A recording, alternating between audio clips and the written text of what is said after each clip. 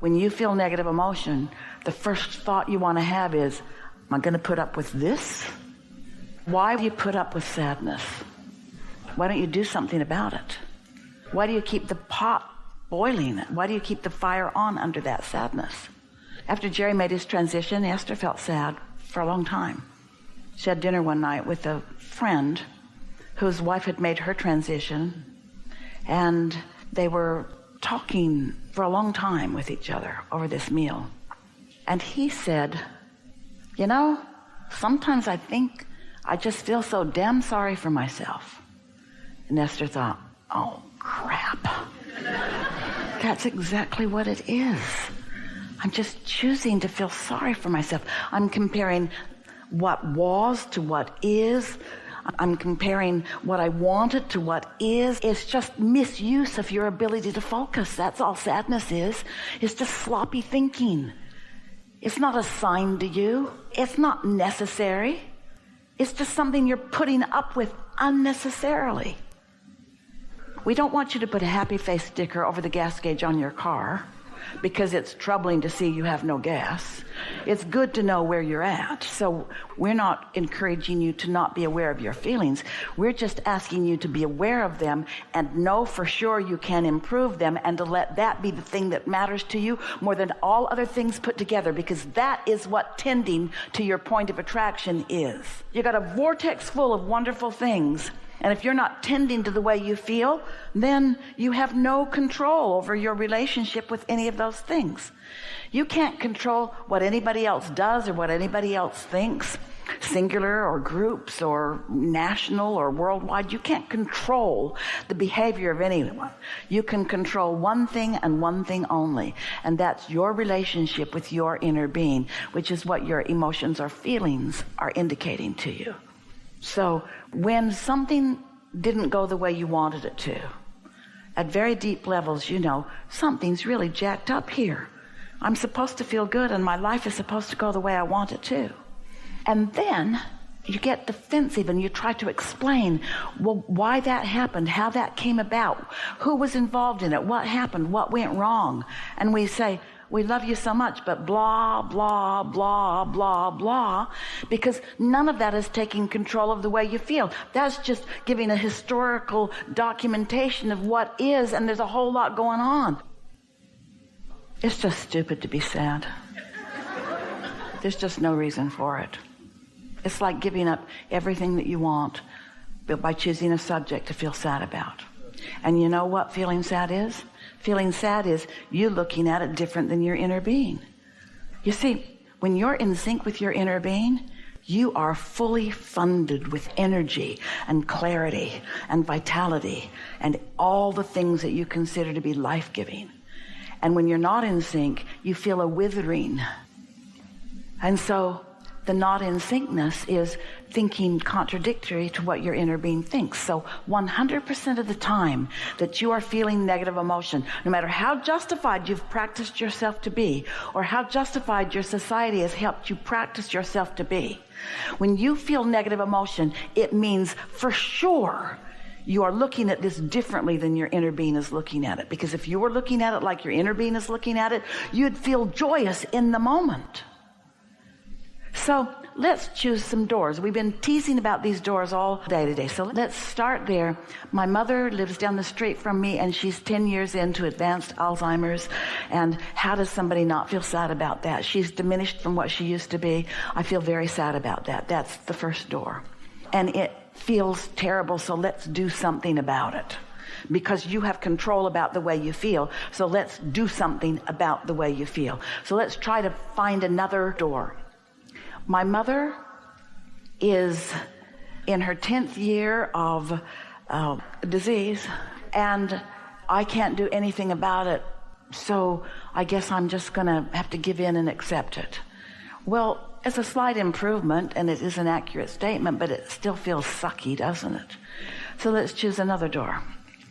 None of us intended to stay in our physical bodies forever. It's a natural thing that we reemerge back into non-physical. And some of us do it easily, and some of us do it more reluctantly. And sometimes things happen that make it easier. Sometimes you get run over by a big, fast truck.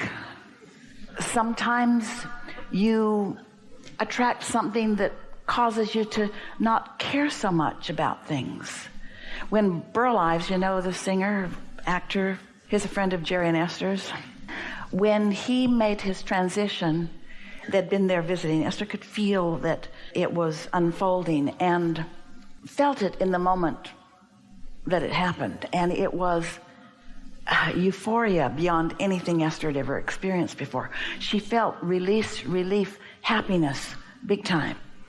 So she went to her computer and tuned into us and heard him talking to her. She wrote it down. She wanted to send it to Dorothy, his wife.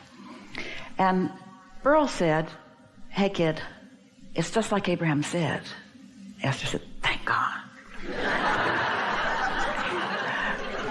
He said, "You caught me fast, didn't you?" Esther said, "Yeah, I've been tuned to you." The most interesting thing is that things that bothered me deeply just moments ago are not bothering me at all. In the death experience, there is a release of resistance.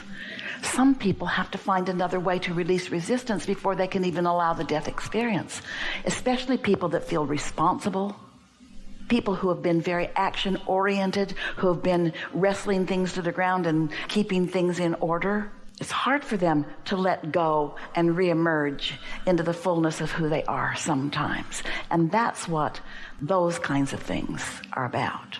So that's another door. Did that feel better? How about this one? Something hasn't gone wrong. It's something going very right. How about this one? My mama's doing something that we're all doing, and she's doing it in her way. Path of least resistance. Good for you, Mom. I support you in every part of this. How about this? My mom had to do something sort of extreme to not worry. Maybe I don't have to do something quite so extreme to not worry. See what we're getting at? Yeah. There's no right or wrong. There's not one way of living that is the right way. There are endless ways of living. But the thing that is sure, every one of you, without exception, intended to like the living that you're doing. Through my life, I have come to know that I can't get sick enough to help sick people get well, or poor enough to help poor people be prosperous, or confused enough to help confused people become clear-minded, or sad enough to help sad people be happy. Life is showing me I get what I think about, and I'm realizing that everything I want is because I think I will feel better in the having of it. But if I keep needing something to be different before I can feel better, I'm never going to get there. I've got to feel it before I can live it. Because I have discovered if I'm not selfish enough to hold myself in alignment with that which I consider resource energy, I have nothing to give to anyone. Yeah. Yeah. Yeah.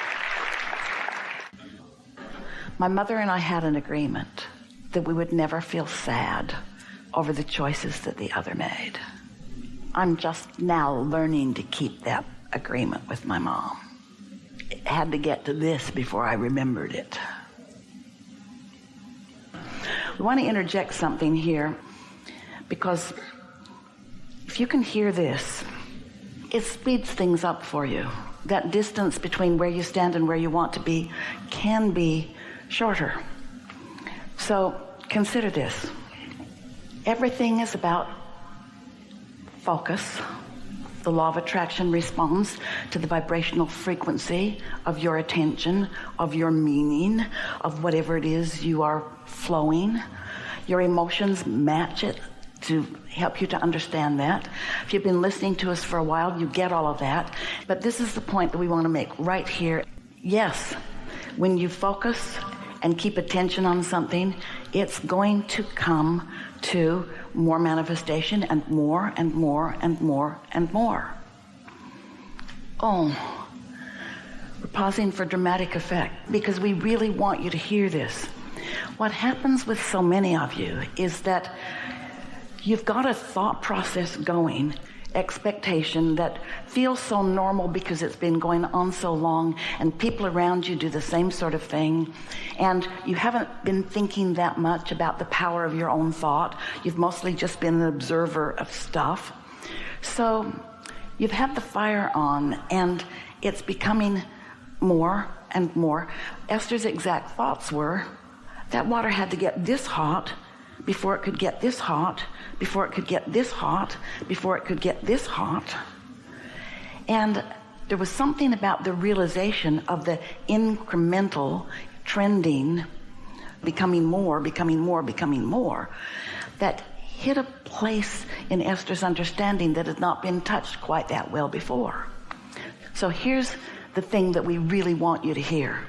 If you wait till you have a manifestation that is not what you want, your human tendency, we get it, we understand it, is to now need to take some form of action to compensate for this manifestation, because here it is, you're seeing it, hearing it, smelling it, tasting it, touching it, and it just does not occur to hardly any of you that it got started with vibration and you could begin to alter it with vibration, because once it's manifested, it feels like you need to dive in. And that's what holds it. It's what slows the turnaround, because you could have a manifestation that is unwanted. It wouldn't matter what it is, really. It would not matter what it is. And you could say, oh, whoops. Didn't mean to do that. Wasn't paying attention. I think I'll do something else now. Then you could just take a new pot with some new water and put it on a new fire and turn it on, and it would start becoming what you want it to become. But you don't do that because you got this pot to deal with. And you deal with that pot with action, with thoughts that feel like concern and injustice and victimhood and so if we could just convey, and you could really get that every thought has power and every thought will grow in its power, and you have the ability to focus without contradiction, and you could get a whole lot more of what you want a whole lot faster if you just understood that and were willing to remove your attention from unwanted rather than wrestle it to the ground and kill it. Because when you dig in, when you dive in, and you know what, the thing that you most commonly do when faced with a manifestation that you don't want, or even faced with the absence of a manifestation that you do want, you explain it to death, because there's a part of you, here's exactly why. You know, at many levels of your being, most of them not conscious to you right now, but they could be, you came with that from non-physical into this time and space, knowing that you are good and that life is supposed to be good for you. This is bubbling at deep levels of your core, your very being. So when something is off, when something isn't the way you want it to be, you're throwing these fits because you understand at some level that it's supposed to be good, and the fact that it isn't makes you defensive, makes you want to explain it, makes you want to double down, makes you want to explain why you're here rather than where you want to be. And a lot of it is because you're playing to the peanut gallery that surrounds you, because you chose this and it's a good thing, and bless your hearts, we feel your pain sometimes. No, we never do. It's just something nice to say to people. That when you are surrounded by other people who are observing, it's true, they are having observational thoughts about you. And something in you makes you feel like you need to explain to these observers around you why you're standing here in this place. But it causes you to go on and on and on and on and on. Law of attraction will bring you whatever it is that you're offering vibrationally.